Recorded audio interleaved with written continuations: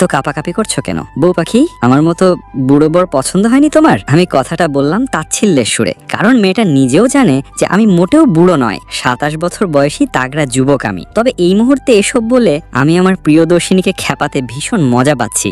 সামনের চেয়ারে বেঁধে রাখা হয়েছে 18 বছর বয়সী একটা মেয়েকে।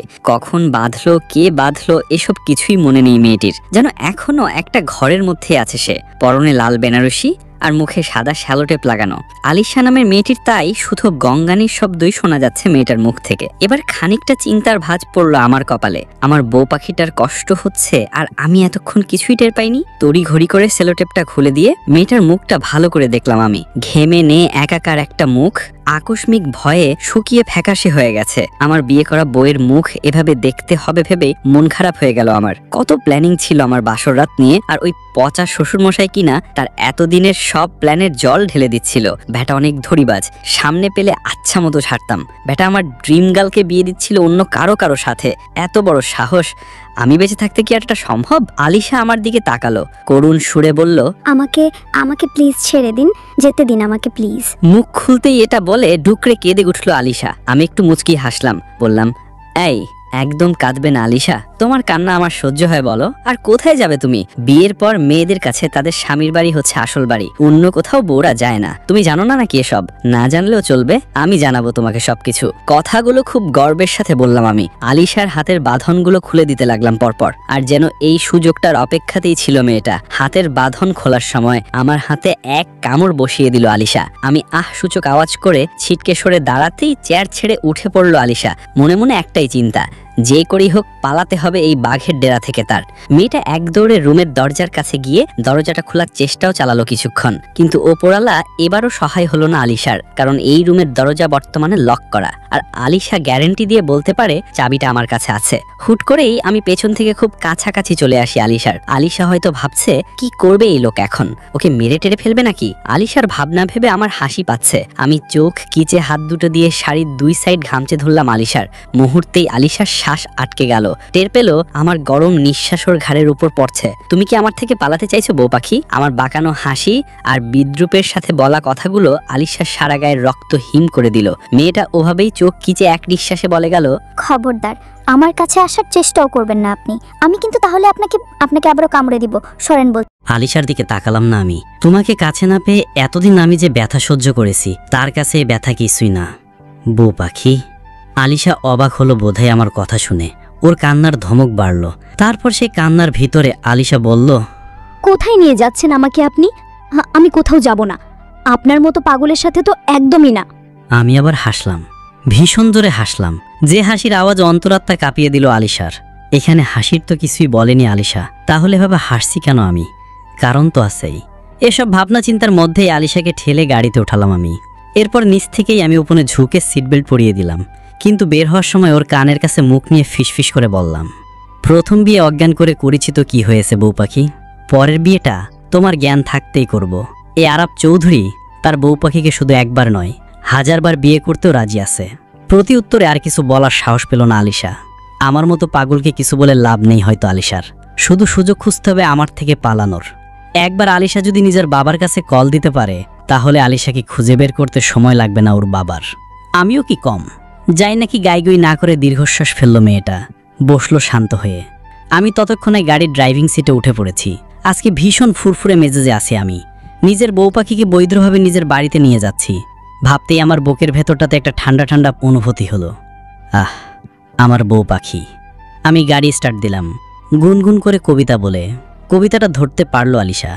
তুমি আমার সেই পাখি যাকে নিয়ে ঘরে বেঁধেছি বহুক্ষণে, তুমি আমার সেই আদর যে জানে মনের খবর।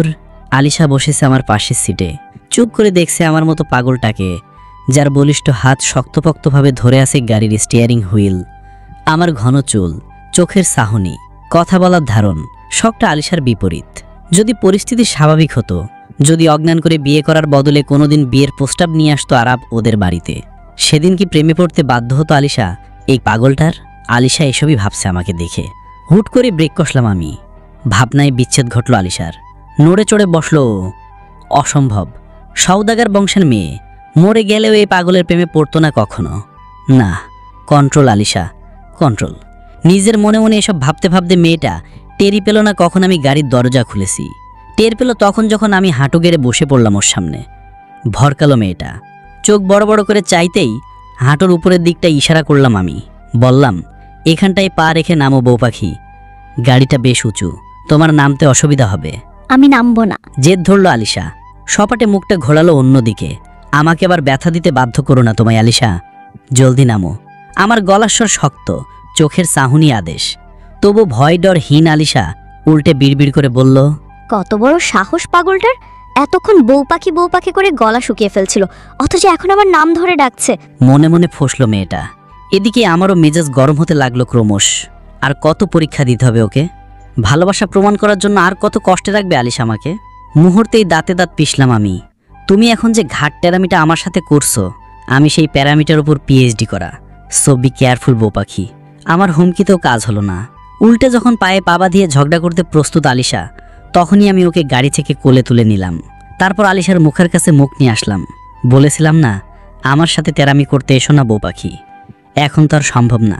আলিশা ধমকালো, বিমূঢ়তায় জ্বলল চোয়াল। এতটাও আশা করেনিও। এ তো দেখি মারাত্মক লেভেলের পাগল। আলিশা ভাবছে এসব। আলিশাকে কোলে নিয়ে বাড়ির দরজার সামনে আসলাম আমি। তারপর এক পা দিয়েই বাড়ির দরজায় সজোরে এক লাথি দিলাম। মুহূর্তেই দুপাশে সরে গেল চৌধুরী বাড়ির দরজা। বিকট শব্দে কেঁপে উঠল আলিশা সহ বাড়ির সকলে। অহন্তদন্ত হয়ে ছুটে আসলো আমাদের সামনে। আমার দাদি, মা, বোন সবাই অবাক। আমার মা ফারহানা আফরোজ আলিশাকে দেখেই মুখে আসল চাপলেন। ছেলেটা আবার কি পাগলামো করে এসেছে কে জানে। এসব কি বাপ? কাকে নিয়ে এসেছিস তুই? আশ্চর্য তোমা, কোলে করে তো পাশের বাড়ি কুদ্দুসের বউকে নিয়ে আসা যাবে না। অবশ্যই নিজের বউকে এনেছি। ছেলের কথা শুনে আটকে উঠলেন ফারজানা। অথচ আমার দাদি ফরিদা পারভিন ফোকলা দাঁতেই হাসলেন। তারপর তাগাদা দিয়ে বললেন, আহা বৌমা, আগে ওগরে ঘরে যাইকে দাও তো, দাদু ভাই সে কখন ধাইকা নাত বউরে কোলে নিয়ে দাঁড়াইয়া রয়েছে। আলিশার মুখ কিঞ্চিত ফাঁক, বিস্ময়। দাদি তো দেখি নাতের এক খাটি উপরে। আমাদের কাজের মেয়েটাও মিটিমিটি হাসছে আমাদের দিকে। লজ্জায় পড়ে আমার কানের কাছে মুখ নিল আলিশা। চোখ কেসে ফিসফিস করে বলল, আপনি কি পাগল? প্লিজ আমাকে নামিয়ে দিন, প্লিজ। আপনার সব কথা শুনবো আমি, কিন্তু দয়া করে আমাকে আর লজ্জায় ফেলবেন না। আমার অভিব্যক্তি নিরেট। সেভাবেই কাদুচিয়ে বললাম, টু লেট বউ পাখি, তখন তেরামি না করলেই পারতে। তাহলে আর এখন এইভাবে লজ্জায় পড়তে হতো না, আর এই পাগলটার পাগলামিও দেখতে হতো না। তারপরে উপরতলায় যেতে সিঁড়িতে পা বাড়ালাম আমি। আর তখনই সামনে এসে দাঁড়ালো আমার বাবা আহনাব চৌধুরী। গর্জন গলায় বললেন, দাঁড়াও দাঁড়াও, পাগলামির একটা সীমা থাকা উচিত। আমার অনুমতি ছাড়া কোথায় যাচ্ছ তুমি? মেরে তোমার বাবার কথা শেষ করতে দিলাম না আমি। তার আগেই বলে উঠলাম, তোমাকে নাতি নাতনি গিফট করতে যাচ্ছি বাবা, এখন প্লিজ ছেড়ে দাও, নয়তো সব এনার্জি এখানে শেষ হয়ে যাবে। বাবা লজ্জায় আর কথা বলল না, সামনে থেকে চলে গেল। আলিশার লজ্জায় কারো দিকে তাকাতে পারছে না। এটা কেমন ছেলে রে? আমি আলিশার কথা, মনের ভাবনা বুঝতে পারছি। এরপর আলিশাকে নিয়ে ঘরের ভেতরে চলে আসি। রুমের দরজা আটকে দিয়ে আলিশাকে বিছানায় বসালাম। আলিশাকে আমি অনেক ভালোবাসি। কলেজে প্রথম দেখি তাকে। এরপর 3 বছর ওর পিছনে ঘুরি আমি। তবে কখনো সামনে যাইনি আমি আলিশার। শুধু নাম ঠিকানা এসব জানতাম। কোনো ছেলে যদি ওর পিছনে ঘুরতো তবে তাকে ধরে পিটাতাম। কোনো ছেলেই ওকে বিরক্ত করতো না। কিন্তু হঠাৎ সেদিন শুনি আলিশাকে নাকি তার বাবা বিয়ে দেওয়ার জন্য ছেলে খুঁজছে। আলিশা সবে অনার্সের 3য় বর্ষে পড়ে, আর তখনই ওকে বিয়ে দেওয়ার প্ল্যান করে তার বাবা। তাই বাধ্য হয়ে আলিশাকে ওর ভার্সিটির সামনে থেকে তুলে নিয়ে আসি। অজ্ঞান করে গাড়ির ভেতরে গ্যাস ফার্ম শুকিয়ে তারপর তাকে বিয়ে করি আমি। আলিশা এখন আমার নিজের বউ। আলিশাকে বললাম, দেখো, তুমি যত যাই করো আমার থেকে দূরে যেতে পারবে না। তাই ভালো হয় তুমি যদি আমাকে মেনে নাও, বাকিটা তোমার ইচ্ছা। জানো তো কি করতে পারি আমি, যদিও এখনো সবটা জানো না। ভালোবাসি তোমাকে অনেক আগে থেকেই। চাই না আমি আমার ভালোবাসার মানুষটা হারিয়ে যাক। অনুরোধ করছি ভালোবাসার জন্য। আলিশা কিছু বলে না। এইভাবে প্রপোজ পাবে কখনো ভাবেনি আলিশা। বুঝে ফেলেছে এই পাগল ছেলেটা তাকে অনেক ভালোবাসে। আলিশা আমার দিকে তাকিয়ে বলে, আচ্ছা, ভালোবাসেন বুঝলাম, দিলাম সুযোগ। দেখি কিভাবে ভালোবাসা প্রকাশ করো। আমিও না জয় আপনাকে ভালোবাসতে শুরু করব তখন। আলিশার কথা শুনে দৌড়ে গিয়ে জড়িয়ে ধরি তাকে। সে মুচকি হাসে। গল্পটি এ পর্যন্তই। আমাদের আজকের গল্পটি আপনাদের কাছে কেমন লেগেছে সেটি অবশ্যই কমেন্ট করে জানাবেন। দেখা হবে আবারও নতুন কোনো গল্প নিয়ে। সে পর্যন্ত আমাদের সাথেই থাকবেন। আর পুরো গল্পটি শেষ পর্যন্ত শোনার জন্য সবাইকে অসংখ্য ধন্যবাদ।